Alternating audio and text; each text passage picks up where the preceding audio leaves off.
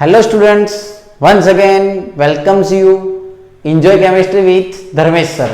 Last time તમને સંભાવના વિતરણ શીખવાડ્યું હતું અને એની અંદર કેટલીક થિયરિકલ બાબતોને સમજાવી હતી.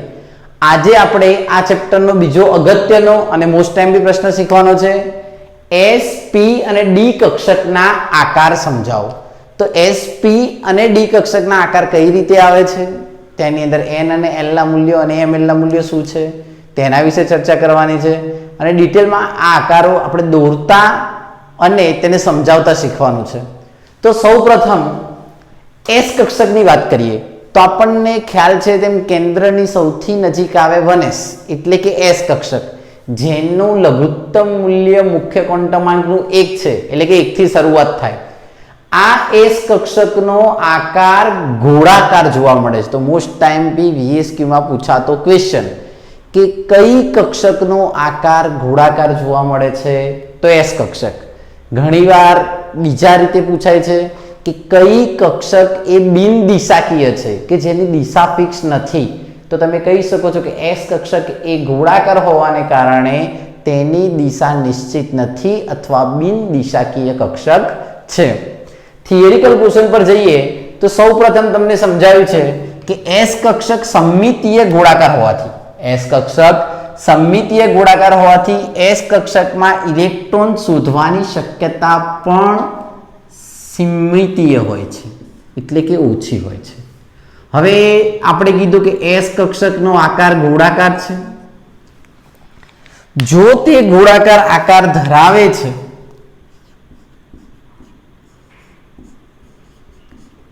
તો ગોળાકાર આકાર ધરાવે છે તો તેની અંદર કહી શકીએ કે પહેલો કક્ષકનો ગોળાકાર 1s, ત્યારબાદ કક્ષક આવે 2s, ત્યારબાદ કક્ષક આવે 3s.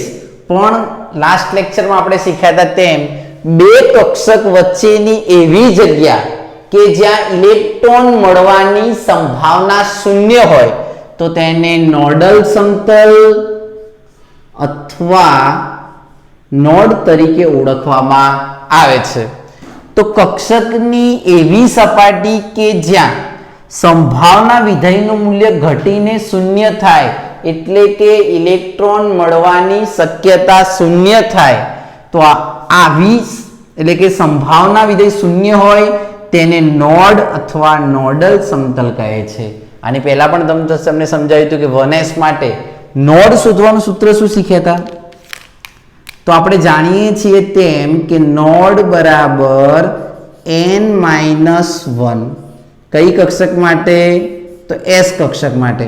તો 1s માટે નોડનું મૂલ્ય 0 છે કારણ કે અંદર કોઈ કેન્દ્રથી કોઈ એવો અવકાશ નથી કે જ્યાં ઇલેક્ટ્રોન મળવાની સંભાવના શૂન્ય હોય.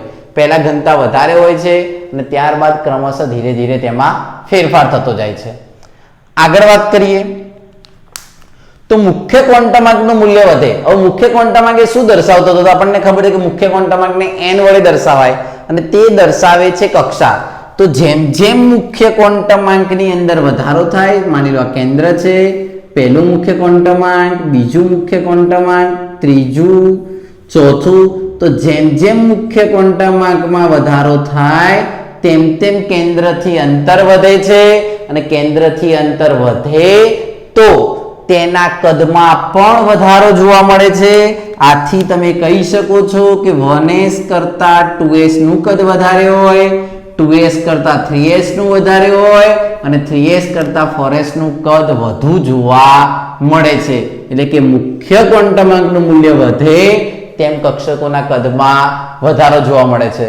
તો ફરીથી એસ કક્ષક માટે સૌથી પહેલું સ્ટેટમેન્ટ, એસ કક્ષક એ સમમિતીય ગોળાકાર હોવાથી એસ કક્ષકમાં ઇલેક્ટ્રોન શોધવાની શક્યતા પણ સમમિતીય હોય છે. તેનો આકાર ગોળાકાર છે.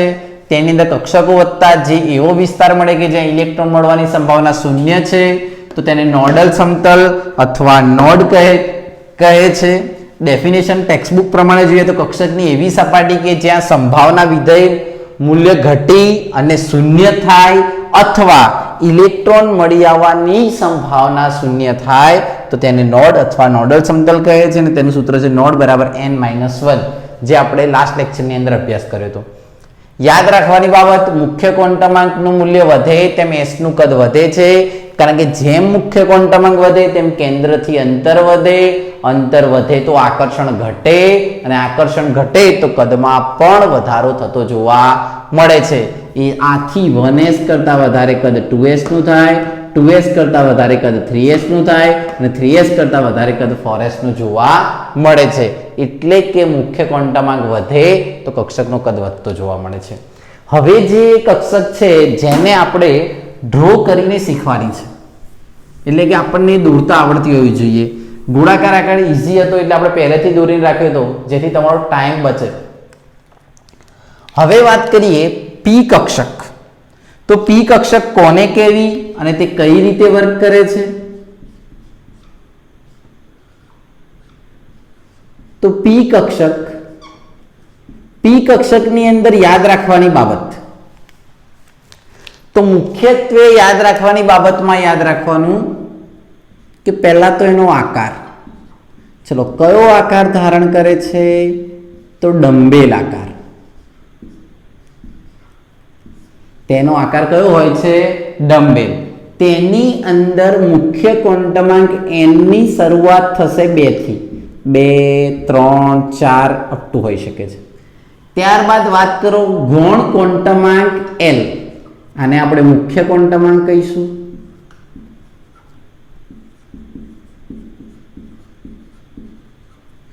મુખ્ય ક્વોન્ટમાંક. ત્યારબાદ વિચારીએ ગૌણ ક્વોન્ટમાંક.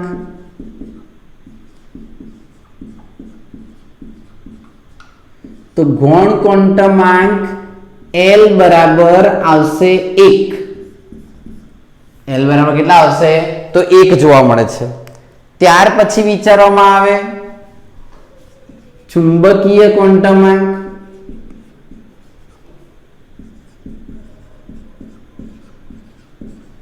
ચુંબકીય ક્વોન્ટમાંકને દર્શાવાય છે m વડે, પરંતુ એનો આધાર l કક્ષક પર રહેલો છે. આથી ચુંબકીય ક્વોન્ટમાંકની અંદર મૂલ્ય આવશે l નું. m સુધીનું સૂત્ર શું શીખ્યા હતા? તો -l થી લઈ અને +l સુધી, એટલે કે -1, 0 અને +1. આમ તેની અંદર 3 મૂલ્યો મળે છે અને આ 3 મૂલ્યોને px, py અને pz તરીકે રજૂ કરવામાં આવે છે. p ની કક્ષક પેટા કક્ષક 3 છે, જેને px, py અને pz તરીકે દર્શાવવામાં આવે છે. હવે તેના આકાર વિશે ચર્ચા કરીએ. તો સૌપ્રથમ આપણે 3 અક્ષ ડ્રો કરીશું. એક આવશે z અક્ષ, ત્યારબાદ આવશે x અક્ષ અને અહીંયા આવશે y અક્ષ. તો અહીં આપણે સૌપ્રથમ દોરીએ છીએ px.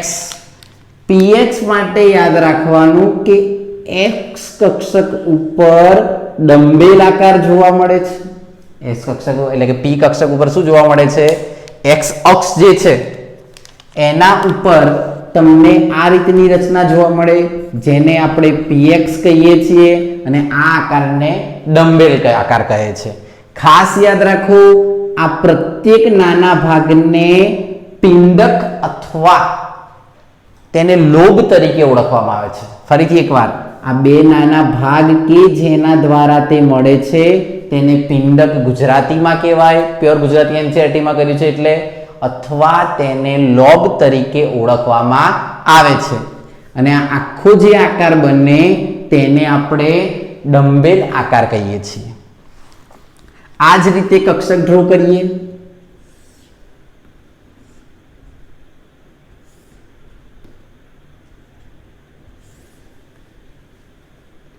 y અક્ષ માટે, તો જો y અક્ષ માટે ડ્રો કરવામાં આવે તો તેનું નામકરણ કરીશું. આને કહેવાશે x અક્ષ, y અક્ષ અને z અક્ષ. જો તેના ઉપર ડંબેલ આકાર ડ્રો કરવામાં આવે તો તેની રચના કંઈક આ રીતની જોવા મળશે.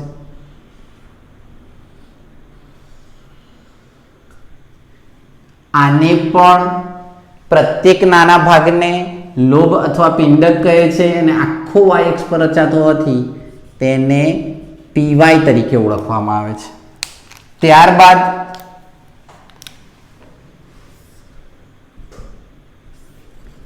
ત્યારબાદ વિચારવામાં આવે તો ફરીથી 3 અક્ષ ડ્રો કરી દેવાના. એકનું નામ આપી દઈએ છીએ આપણે x અક્ષ, ત્યારબાદ y અક્ષ અને z અક્ષ. 3 અક્ષ છે, px ડ્રો કરી દીધો, py ડ્રો કરી દીધો. હવે કયો બાકી રહ્યો? તો pz. તો અહીંયા બે પિંડક જોડાઈ અને જે બનાવે છે જેને pz કહે છે. યાદ રાખજો, ખાસ ઇમ્પોર્ટન્ટ વસ્તુ કે જ્યાં બે પિંડક ભેગા થાય અક્ષ ઉપર એ વિધેયે ઇલેક્ટ્રોન મળવાની સંભાવના શૂન્ય થાય છે. જ્યાં બંને ભેગા થઈ અને મળે છે ત્યાં ઇલેક્ટ્રોન મળવાની સંભાવના કેવી થશે? તો શૂન્ય થાય છે. ત્યારબાદ યાદ રાખવાની બાબત, px, py અને pz એ સમાન ઉર્જા અને કદ ધરાવે છે. તેમની ઉર્જા કેવી હોય છે?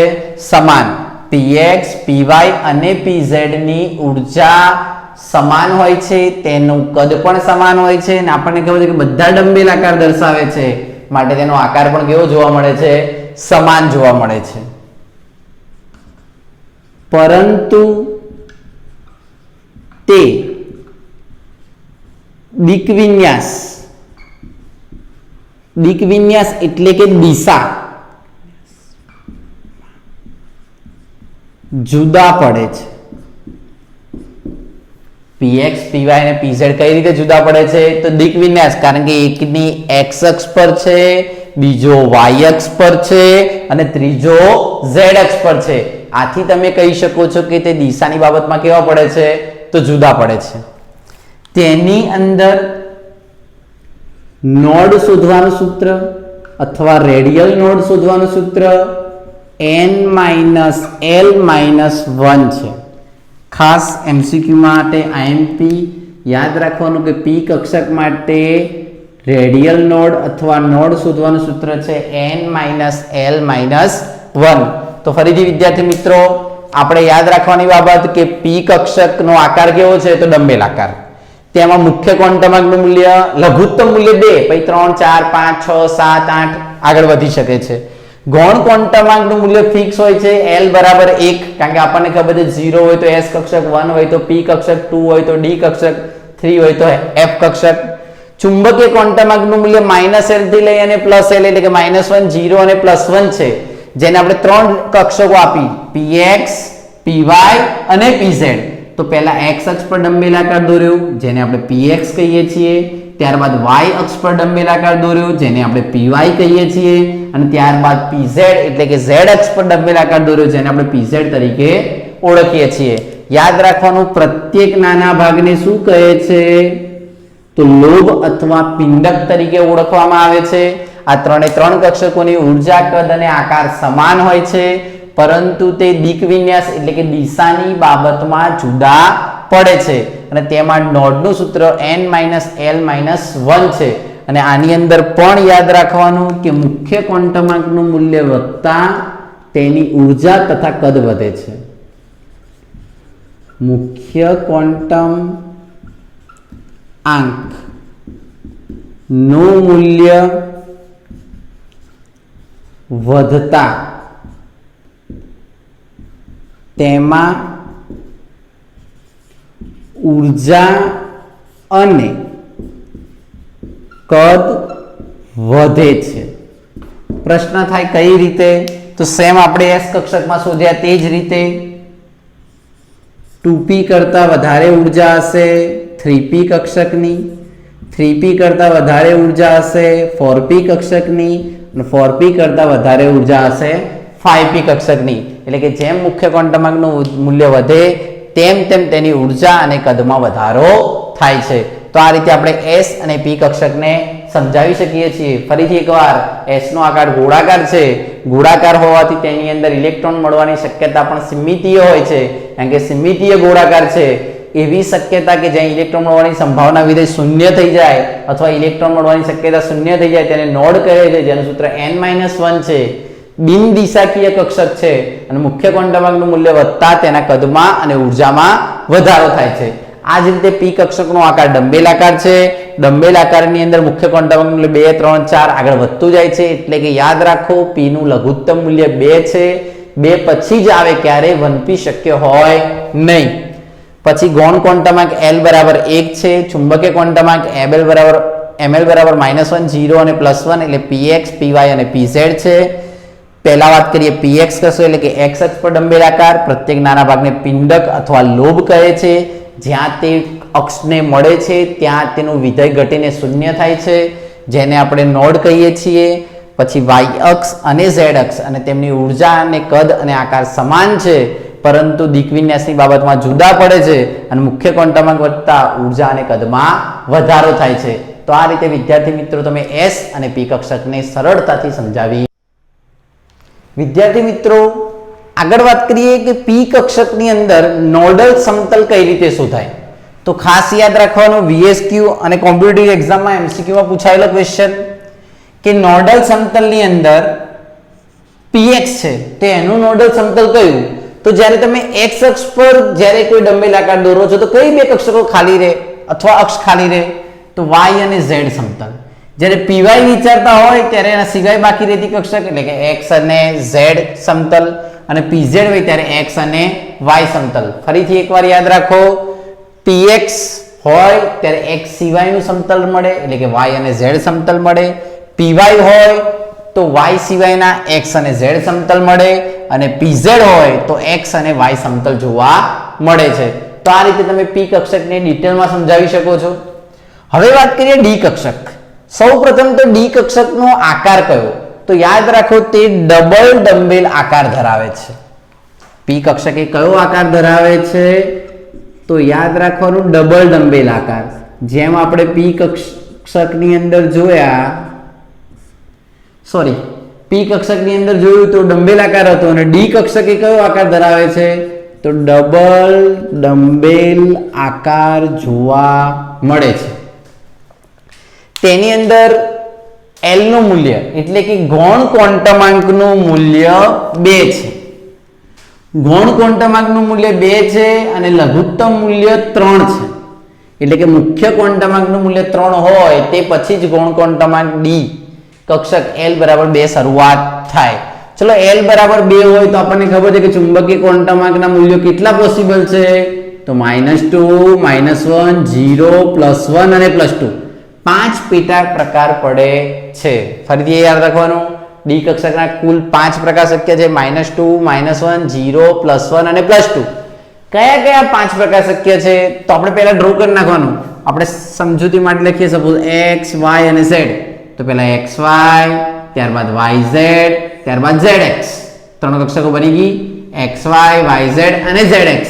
ત્યારબાદ x² -y², અને છેલ્લો એક બાકી રહ્યો કે હું એકલો જોડાઈશ એટલે શું આવશે, z². તો ફરીથી એકવાર d ની કઈ 5 કક્ષકો શક્ય છે, તો dx² y² dz² dxy dyz અને dzx. યાદ રાખો કે પેટા કક્ષકો સમશક્તિક હોય એટલે કે તેનો આકાર ઉર્જા સમાન જોવા મળે, માત્ર દિક વિન્યાસમાં અલગ પડે. આવી કક્ષકોને ડીજનરેટ કક્ષક કહે છે. આગળ ફરીથી આ શબ્દ આવશે, ખાસ યાદ રાખજો કે સમાન ઉર્જા અને સમાન આકાર ધરાવતી કક્ષકોને ડીજનરેટ કક્ષકો કહે છે. p ની અંદર 3 હતી, px py અને pz, જ્યારે d ની અંદર 5 છે, dx² y² dz² dxy yz અને zx. ત્યારબાદ તેના આકારની વાત કરીએ તો આકાર જોવામાં લાગતો જટિલ છે, ઈઝી. તમે ડમ્બેલ દોરતા હમણાં શીખવાડ્યું, અને આની આકૃતિ સરળ છે, માત્ર 2 ડમ્બેલ દોરવાના છે. સપોઝ તમે x અને y માટે દોરતા હોય ત્યારે યાદ એવું રાખવાનું છે કે x ને સ્પર્શ કરીને એક ડમ્બેલ બને, અને આ જ રીતે y અક્ષને સ્પર્શ કરીને એક ડમ્બેલ બને એટલે બની જાય x અને y. ચલો આ જ રીતે x અને z માટે ડ્રો કરતા હોય તો એક ડમ્બેલ જે બનાવો છે z અક્ષને સ્પર્શ થવું જોઈએ અને એક બનાવો છે x અક્ષને. યાદ રાખો તેના ઉપર ડ્રો નથી કરવાનું, તેને સ્પર્શ કરીને જાય તે રીતે ડ્રો કરવાનું છે. તો પહેલા xy હોય તો x અને y ને સ્પર્શ કરીને ડ્રો કરો, xz હોય તો x અને z ને સ્પર્શ કરીને ડ્રો કરો અને yz હોય તો y અને z ને સ્પર્શ કરીને જાય તે રીતે ડ્રો કરવાનું છે. પછી x² - y² ની વાત કરીએ તો બંને સ્ક્વેર છે માટે આ x ઉપર આખું ડ્રો કરો, ત્યારબાદ y ઉપર આખું ડ્રો કરો એટલે કે x ઉપર આખું ડ્રો થશે અને ત્યારબાદ y અક્ષ પર એટલે કે dx² - y² સમજાવી શકાય. આ ચાર કક્ષકો સમાન આકાર અને સમાન ઊર્જા ધરાવતી વ્યવસ્થિત જોવા મળે છે. કઈક અંશે dz² જુદી પડે છે. તો z² ઉપર આખો ડ્રો કરી દઈશું, ત્યારબાદ બે કક્ષકોનું સંકોચન થાય છે અને સંકોચન થવાને કારણે તે આ રીતની જોવા મળે છે. જે આની જોડે બીજી બે કક્ષકો હોય એ સંકોચન થાય છે, માત્ર z² ઉપર જોડાય છે માટે આ રીતે z² ને ડ્રો કરી શકાય. તો ફરીથી એકવાર યાદ રાખજો, લઘુત્તમ મૂલ્ય 3, l બરાબર 2 એટલે કે ગૌણ ક્વોન્ટમાંક 2 છે. 5 પોસિબલ છે -2 થી લઈને +2. કઈ તો dx² - y², dz², dxy, yz અને zx. અને આવી સમાન ઊર્જા અને સમાન શક્તિ ધરાવતી સમશક્તિ કક્ષકોને ડીજનરેટ કક્ષકો તરીકે ઓળખવામાં આવે છે અને એ ડબલ ડમ્બેલ આકાર ધરાવે છે. અંતિમ f કક્ષક તો l બરાબર 3 મૂલ્ય માટે પ્રાપ્ત થતી કક્ષકો છે એટલે કે ગૌણ ક્વોન્ટમાંકનું મૂલ્ય 3 હોય ત્યારે પ્રાપ્ત થતી કક્ષકો છે એટલે કે તેનું લઘુત્તમ મૂલ્ય 4 આવશે. યાદ કરો, p માં લઘુત્તમ મૂલ્ય 2, d માં લઘુત્તમ મૂલ્ય 3 અને f કક્ષકમાં લઘુત્તમ મૂલ્ય 4 છે. ઇન શોર્ટ, જે ગૌણ ક્વોન્ટમાંક હોય એના કરતાં એક વધારે લઘુત્તમ મૂલ્ય જોવા મળે. l બરાબર 3 છે માટેના 7 મૂલ્યો પોસિબલ છે, -3 થી લઈ અને +3. આ સાતે પેટા કક્ષકો સમક્ષિતિજ હોય છે એટલે કે ઊર્જા અને શક્તિ સમાન જોવા મળે, પરંતુ તેનો આકાર અનિશ્ચિત છે અથવા જટિલ છે એટલા માટે એના વિશે આપણે અભ્યાસ કરવાનો નથી અને આ કક્ષકો બધી ઇમેજિનેશન કરેલી છે. આ બ્લેક કલરથી ડ્રો કરવાની વસ્તુ એવું છે કે મને યાદ નહીં રાખો તો પણ ચાલશે. માત્ર જાણકારી માટે fx x² - y² એક કક્ષક, fy x² - y² બીજી કક્ષક, fz x² - y² ત્રીજી કક્ષક, fxyz fz³ fyz² અને fxz² આવી 7 કક્ષકો જોવા મળે છે. પરંતુ આ માત્ર માહિતી માટે છે, એને તૈયાર કરવાની નથી. આગળની દરેક વસ્તુ મોસ્ટ આઈએમપી છે અને આ 4 કે 5 માર્ક્સમાં પૂછાતો મોસ્ટ આઈએમપી ક્વેશ્ચન MCQમાં પણ હેલ્પફુલ થશે. એટલે ખૂબ જ સારી રીતે અને વિથ આકૃતિ ડ્રો કરતા તમને આવડવું જોઈએ એવી રીતે આપણે પ્રશ્નને તૈયાર કરવાનો છે. તો આ પ્રશ્નને તમે વ્યવસ્થિત તૈયાર કરશો. હવે આ ક્વેશ્ચન આપણે અહીંયા સમાપ્ત કરીએ છીએ.